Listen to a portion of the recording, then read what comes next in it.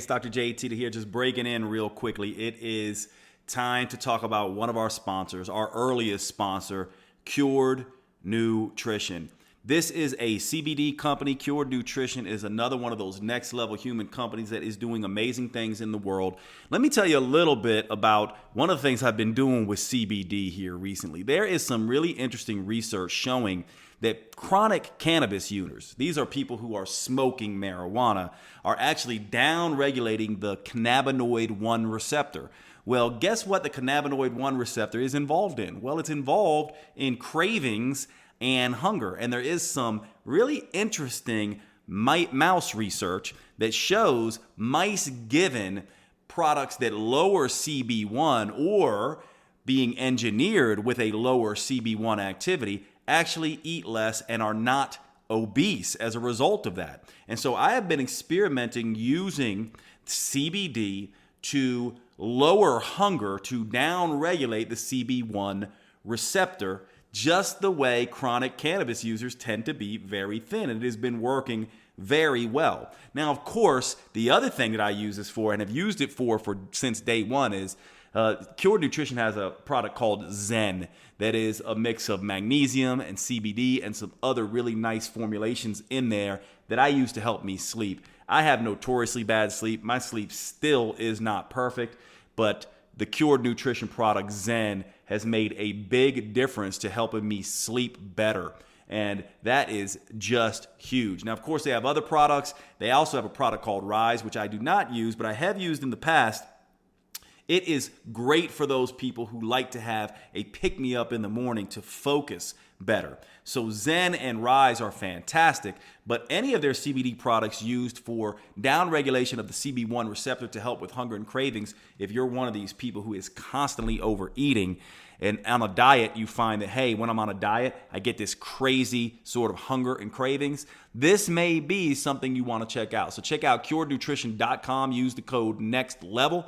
I get a kickback to help us have these discussions on the show. It's a great way for me to be able to do this work. So thank you for Cured Nutrition for that. Of course, Cured Nutrition gets the sale, and you get to work with a fantastic company that gets results with their supplements. I hope you will check them out. curednutrition.com. Use the code NEXTLEVEL. I wanted to take a second to cover one of our sponsors and tell you all about Paleo Valley at paleovalley.com. These are the grass-fed sticks that I tell you all so much about that all of my friends know I have on hand constantly. They are in my car. They are at my house. I keep them at my sister's home and my parents' house. I have these things everywhere because they are the simplest, most convenient whole foods protein supplement you can get. Almost like carrying around pure protein, low-carb protein in your pocket. They also, these Paleo Valley beef sticks, are the only 100% grass-fed and grass-finished beef sticks on the market. They use organic spices. They are naturally fermented instead of using nitrates and nitrites that can be a problem in some of these cured meats, and they simply taste fantastic. Check out the original or the jalapeno. Those are my favorites. Please make sure you go over to paleovalley.com and visit. When checking out, use the code NEXTLEVEL for a 15% discount. Remember, our sponsors keep the show going by you giving them your patronage and spending your money on these high quality products. You actually do a few things. One, you're helping to support the podcast. And two, you are helping your health.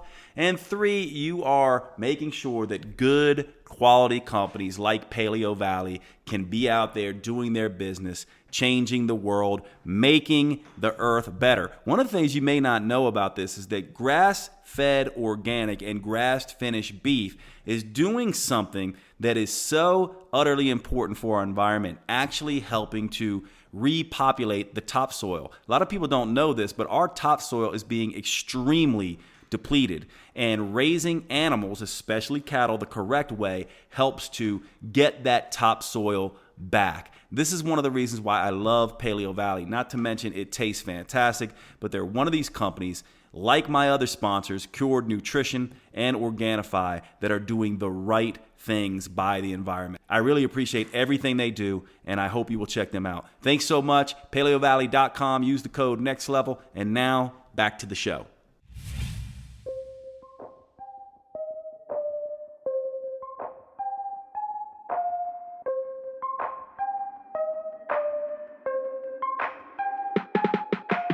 Welcome to the Next Level Human podcast. As a human, you have a job to do. In fact, you have 4 jobs: to earn and manage money, to attain and maintain health and fitness, to build and sustain personal relationships, to find meaning and make a difference. None of these jobs are taught in school, and that is what this podcast is designed to do: to educate us all on living our most fulfilled lives through the mastery of these 4 jobs. I'm your host, Dr. Jade Teta, and I believe we are here living this life for 3 reasons, and 3 reasons only: to learn, to teach, and to love. In this podcast, I will be learning, teaching, and loving right along with you. I'm grateful to have your company. Here's to our next level.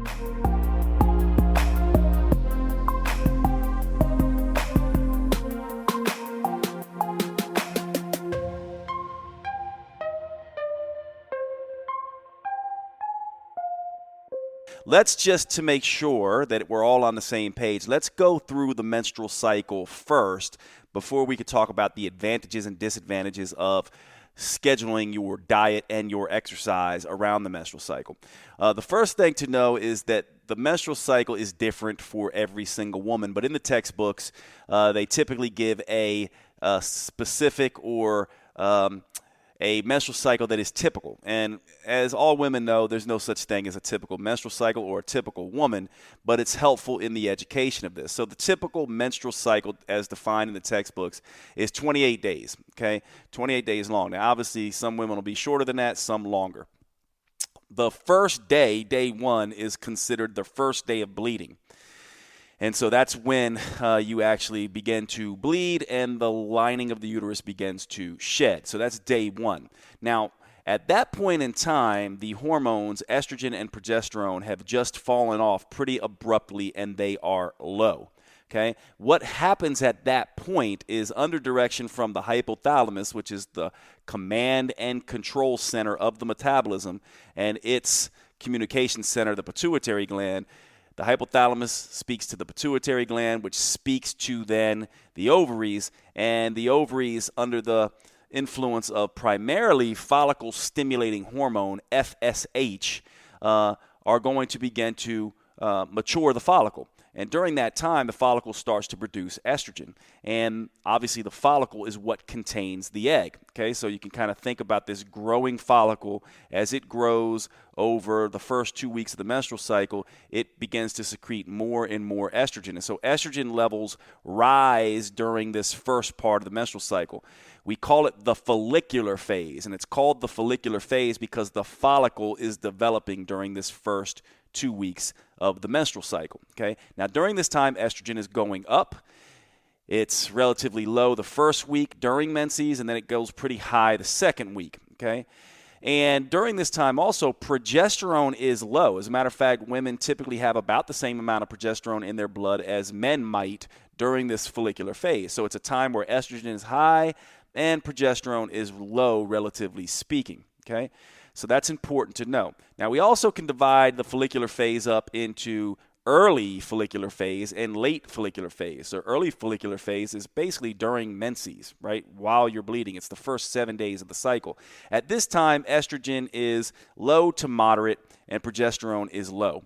And then in the late follicular phase, estrogen is high and progesterone is low, okay? Now what happens at this point is there is a surge in another hormone that's stimulated through the hypothalamus and pituitary called luteinizing hormone, LH. LH will then have this sort of spike, and this LH spike signals the follicle to rupture and release the egg. And at that point in time, once the egg releases from the follicle now becomes the corpus luteum. This is ovulation. And so ovulation is around 14 days in this typical 28-day cycle. So you have the first 14 days, and you have this and you have the follicle developing under follicle stimulating hormone with estrogen rising and progesterone low. And then you have ovulation under this luteinizing hormone surge. The egg is released, and now that follicle turns into the corpus luteum. And that's what we call the second phase of the menstrual cycle, the luteal phase, because of the formation of this corpus luteum. Now, the corpus luteum begins to secrete and become the source of progesterone. So in the early luteal phase, the first week after ovulation, you have high progesterone and rising pretty fast progesterone levels. And then in the week after that, the late luteal phase, you have higher progesterone than estrogen, but both of these falling off pretty quickly, and then menses happens. Unless, of course, the egg gets fertilized, in which case the corpus luteum will be around for a little while, but then the placenta and will become the source of the hormones to maintain pregnancy. Okay, so hopefully that makes sense. Just to reiterate, there's the follicular phase, first 2 weeks of the menstrual cycle, then there's ovulation at day 14, and then there's the luteal phase, the next 2 weeks of the cycle, and then the whole process starts over again. Now, a couple things to keep in mind here. We can look at the menstrual cycle in two ways. We can just look at it as a follicular phase and a luteal phase, where the follicular phase has estrogen high, progesterone low, and we can have look at it from the luteal phase, second part, luteal phase, where progesterone and estrogen are both high, but progesterone's a little bit higher. And so the ratio of estrogen to progesterone can make a difference here. Now, we also can look at the menstrual cycle in 4 phases. Early follicular phase, where estrogen is rising, progesterone is low. Late follicular phase, where estrogen is high, progesterone is low. Early luteal phase, where estrogen is high and progesterone is rising. And then late luteal phase, where progesterone is high and estrogen is falling, and then sort of right at the end there, they abruptly fall off and menses starts over again. You'll see why this is important in just a minute. So that hopefully explains the menstrual cycle, and you sort of understand that. Follicular phase, luteal phase, right? Estrogen, progesterone. These things are fluctuating throughout the menstrual cycle. Now, one caveat here is really interesting, right? If you are on hormone replacement therapy in terms of oral contraceptive pills or a hormone secreting IUD like Mirena or something like that, or a patch or anything like that that's giving you hormones for birth control or symptom management of menstrual symptoms, that is going to be very different, okay? Here's the thing that you need to understand about that. When you are naturally hormonal and your hormones are regulating naturally, it fluctuates, right? You saw, I just described how estrogen and progesterone sort of jump around in this nice cyclical manner. Well, usually with hormone replacement therapy, oral contraceptive pills, or hormone secreting IUDs and things like that, there's a steady amount of hormone in the system. Okay, and then that is very different than the natural rhythm, which may or may not have consequences and may or may not be a good thing. But it's just useful to understand how this works. So you might wonder, well, how come I get menses then when I'm on oral contraceptives? Because the last 7 days or 4 days or 3 days, depending on the pill, will be placebo pills. And so they mimic what happens with these hormones that fall off at the end of a menstrual cycle. So that's why that happens. Some women don't want their period, and so they don't have those placebo pills. So hopefully that makes some sense there. Now let's cover what estrogen and progesterone do for women in terms of fat loss. Now, estrogen is very misunderstood because a lot of times people think it is a fat storing hormone. It actually isn't. It is globally fat burning, primarily because it actually has some insulin sensitizing effects. It speeds up metabolic processes a little bit. It has some weak anabolic properties, very much like testosterone, and it allows women to burn more fat as a relative percentage at all exercise intensities compared to men. Estrogen is also a cortisol antagonist, so it helps with lowering stress. And so anytime estrogen is elevated for a woman, that's going to be a prime time for her to both build muscle and burn some fat and be less stress sensitive. So you can see that at times when estrogen is high or unopposed by progesterone, this is a nice time where a woman can maybe tolerate more food and more exercise, meaning, being able to not store fat as readily under a calorie excess and burn fat more readily under a calorie deficit, and also be able to handle more exercise stress when estrogen is sort of dominating. So that's pretty cool, right? Now, the question is, but Jade, I've heard that estrogen is a fat storing hormone. Where does that come from? Well, certain areas of the female body are loaded with, the fat tissue is loaded with what's called alpha receptors. And these alpha receptors, you can remember, there's two types of receptors associated with fat tissue, beta receptors and alpha receptors. These receptors are bound by the fat-burning hormones, the catecholamines, adrenaline, noradrenaline, this kind of thing. Now, to remember this and keep this in mind, alpha, think A for alpha, anti-burn. Think B for beta, burn. Okay, so the proportions of these receptors in the fat tissue can determine how fast that fat tissue is lost or how stubborn that fat tissue is. So in the case of estrogen, estrogen amplifies the activity of alpha receptors, making it more likely that women will store fat around the hips, butt, thighs, and breast, areas that concentrate these alpha receptors, which is a good thing, right? Because that's what gives women that beautiful, beautiful hourglass shape that we all love, that lights up our brains. When a man sees a woman's physique, it lights up our brain centers.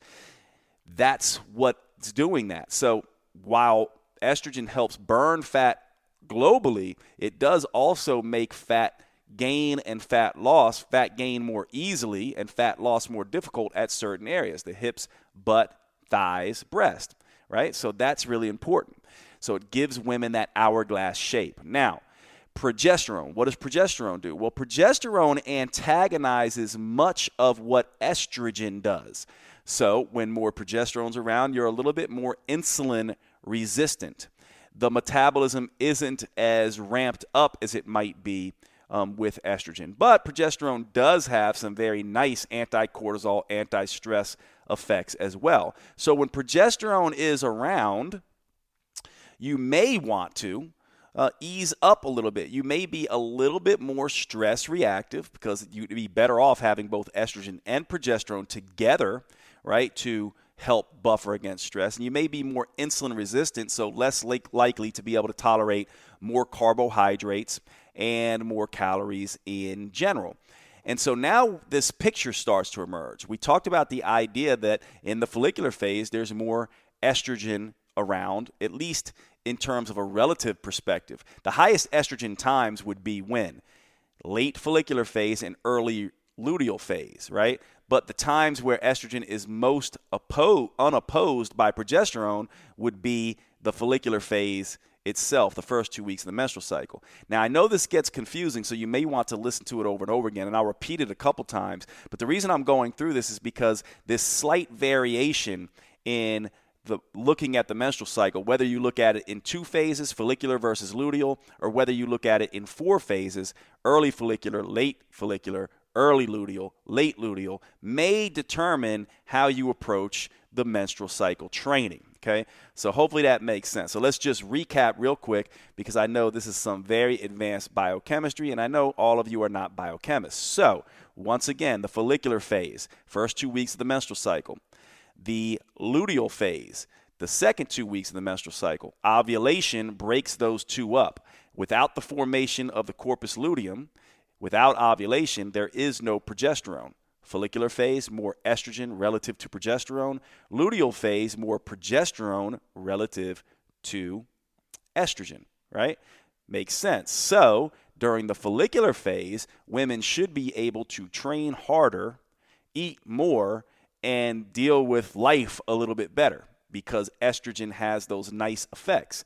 During the luteal phase, especially the late luteal phase, they should have maybe a little bit more time and be less likely to be able to eat more, maybe want to eat less, and maybe be a little less likely to tolerate training stresses and things like that.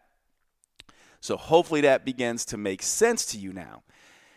So what we can begin to do is we can begin to take women and essentially say, listen, you may want to begin to structure your diet and exercise so that you are eating more and exercising more, what I like to refer to as an EM lifestyle, or a more athletic training lifestyle, during the first 2 weeks of the menstrual cycle, right? During the follicular phase. And then at ovulation, you can switch into a more relaxed type of approach where you're eating less and exercising less, right? What I call an EL phase, which is a traditional hunter-gatherer or traditional European Parisian type lifestyle. Not going crazy on the exercise, maybe walking a lot, of course, because you want to walk a lot all the time. We're built to walk, and that's what we need to do. So you have a nice base of walking during an EL, eat less, exercise less phase, but you're not crushing it in the gym, and you're decreasing your carbs and calories at that point in time so that you are not overstressing yourself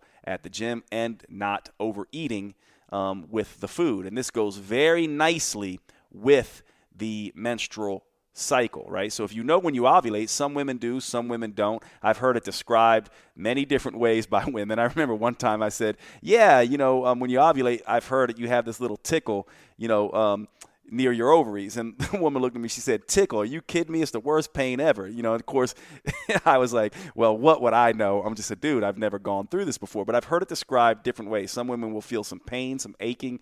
Some women will feel like a little tickle sensation. Some women don't know when they ovulate at all and feel nothing.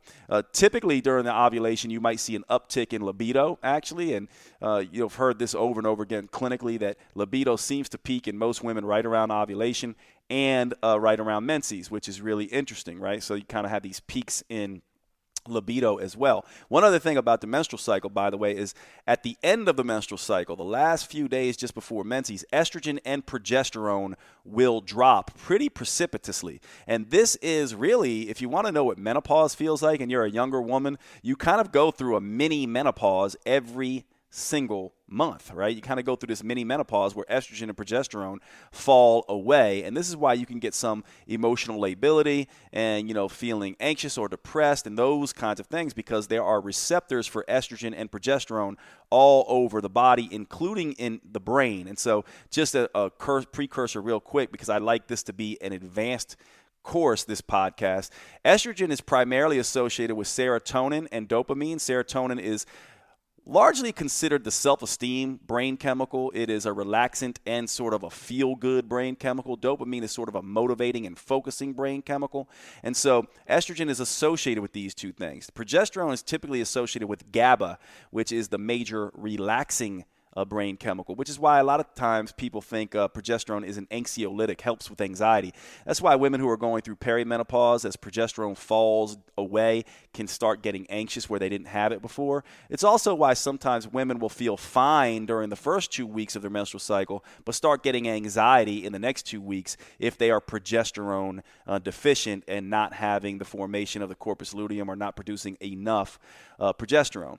So those are just some tidbits there. How can you deal with that? Well, cocoa is very good in that. Cocoa powder, I talk about this a lot, not chocolate, because chocolate obviously has a lot of calories, sugar, and fat in it, and is a hedonistic, palatable food, which makes you crave more hedonistic, high-calorie foods.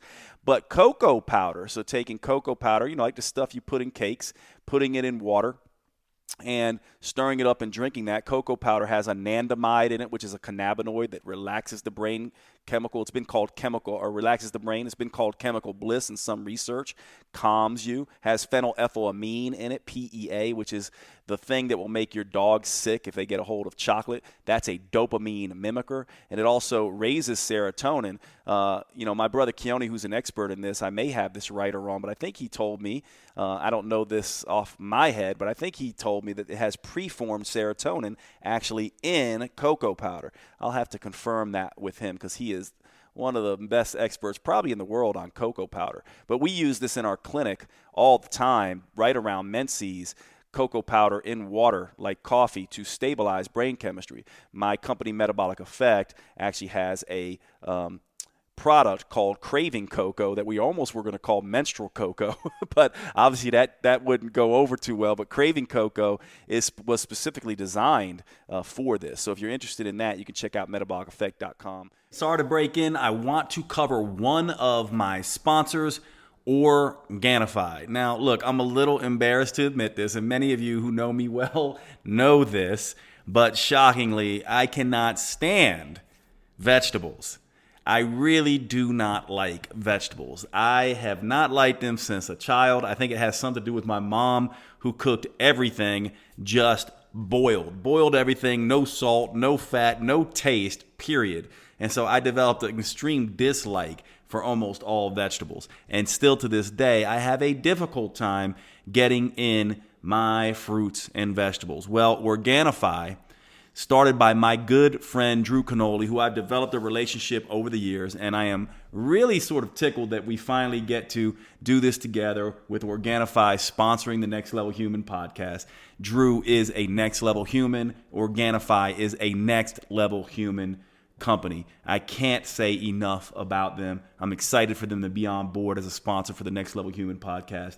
My favorite products, let me tell you about them. They have a ton, but I use 3 pretty much every day. I use Organifi Gold before I go to sleep. This is their turmeric tea based on sort of the old Ayurvedic golden milk. It is absolutely fantastic. It contains lots of different relaxing herbs, turmeric, tastes wonderful. And one of the things this has done for me is I had a very bad wine habit at night. It started out as just 1 glass of wine. Lately, it's turned into 2, 3, and sometimes a bottle. What I've done starting in 2021 is use Organifi. This is what I have in lieu of wine. And I sit there just like I used to sit with my wine, and I have the Organifi Gold. I also use the green and red juice powders.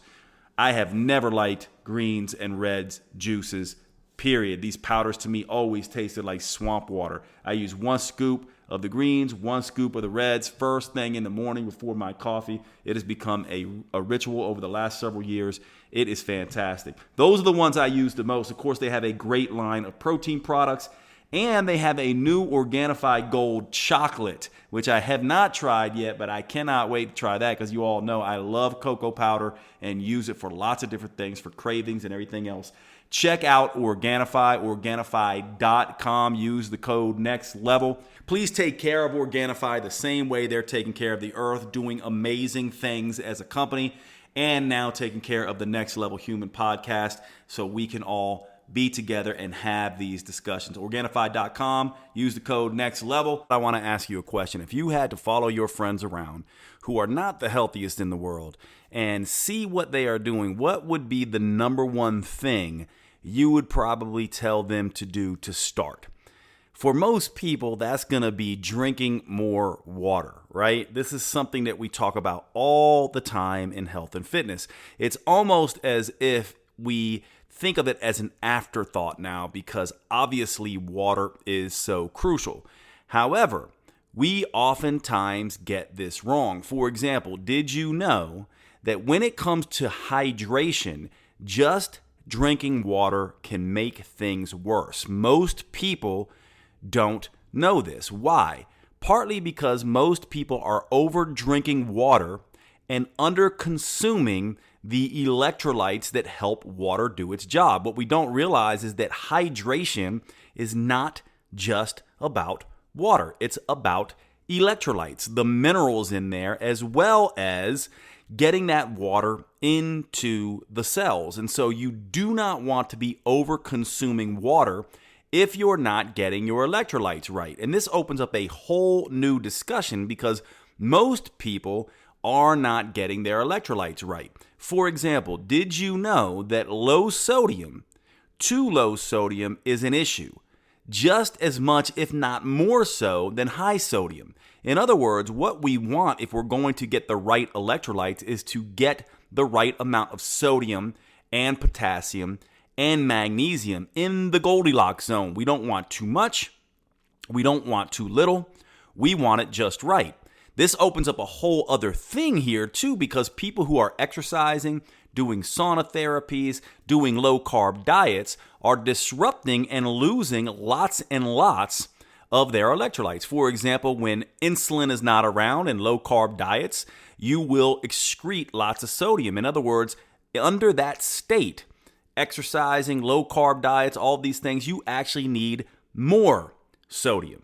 And so if you're somebody who's been just drinking water, not paying attention to electrolytes, and also feeling fatigued, feeling like you're underperforming, not sleeping right, getting cramps, twitches, headaches, any of these things, then you are probably dealing with an electrolyte issue. This is where the product Element comes in. This product has been a game changer for me and many of my patients and clients.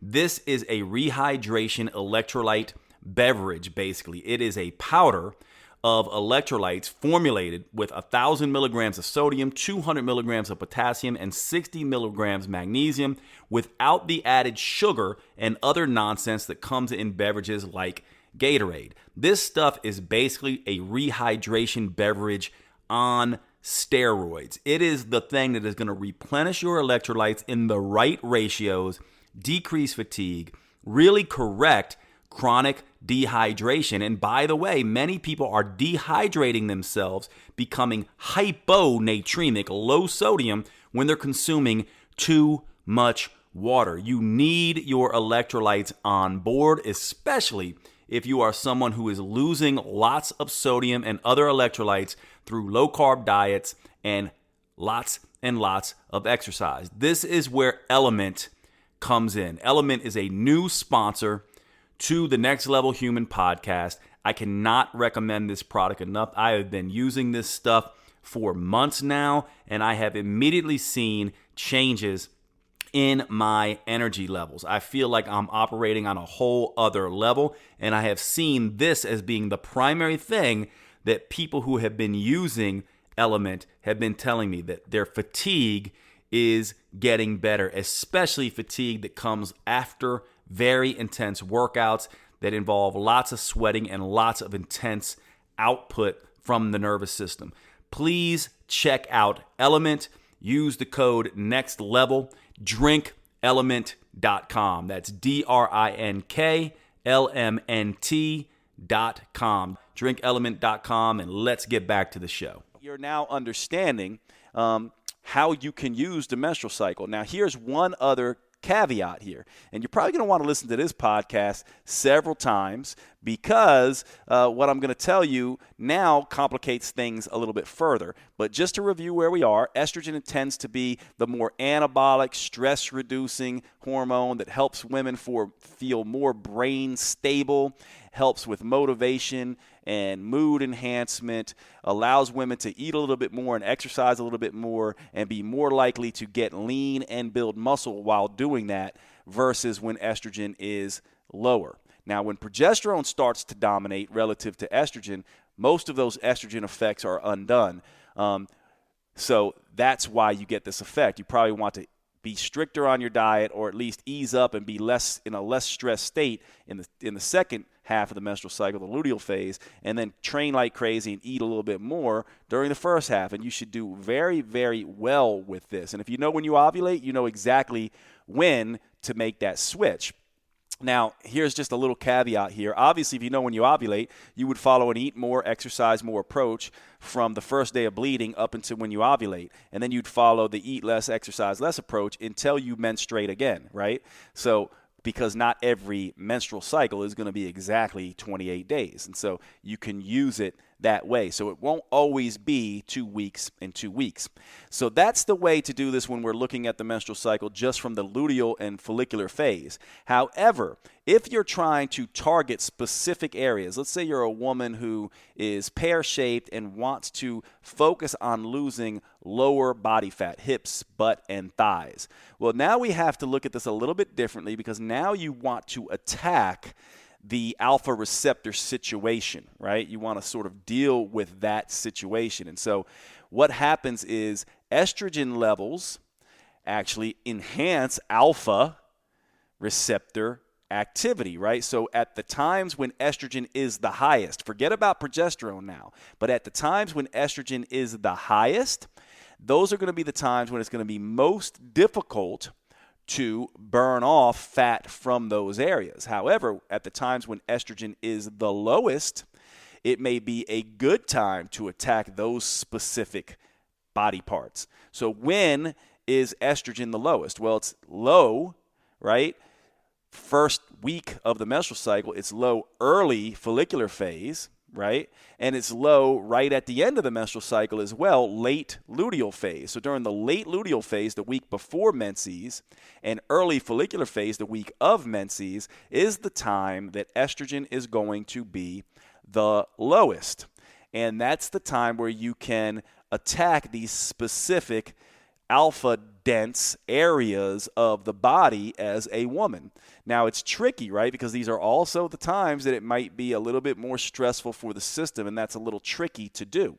So that might be a time then where you could every once in a while move into an eat less, exercise more type of approach, or any approach that creates the sustained calorie deficit that you need while keeping you sane, right? While keeping you sane. And you can go back and listen to episode number 1 of this podcast to understand how to stay sane, how to create these calorie deficits without throwing yourself so out of balance. But the point here is that if you're trying to spot reduce, which really isn't possible when you think about it from a spot reduction point of view. In other words, you can't exercise the outer thighs and have an increased fat loss from the outer thighs. It just doesn't work like that. However, you can speed up fat loss from the areas that are slow to release their fat to make them more in line with fat loss from the rest of the body. Every woman who's got issues with pear shape and things like that knows the dilemma of losing weight and fat and seeing most of it come off the breast and the waist and the arms, right? Because the breasts don't necessarily in all women have as dense alpha receptors, but especially the arms and the waist get thin, right? But the hips and thighs don't. And so what happens is this woman who's a pear shape loses weight and goes from a bigger pear shape to a smaller but more pronounced pear shape.